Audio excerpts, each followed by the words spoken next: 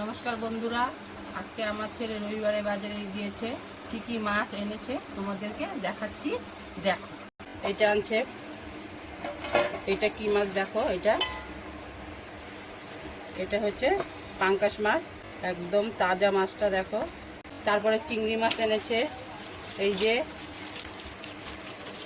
দেখো, চিংড়ি মাছগুলো একদম তাজা, বড় বড়। এই চিংড়ি দিয়ে মালাইকারি হবে। তারপরে দেখো, ওই যে 3 কাটা মাছ এনেছে, একদম বড় বড় 3 কাটা মাছ।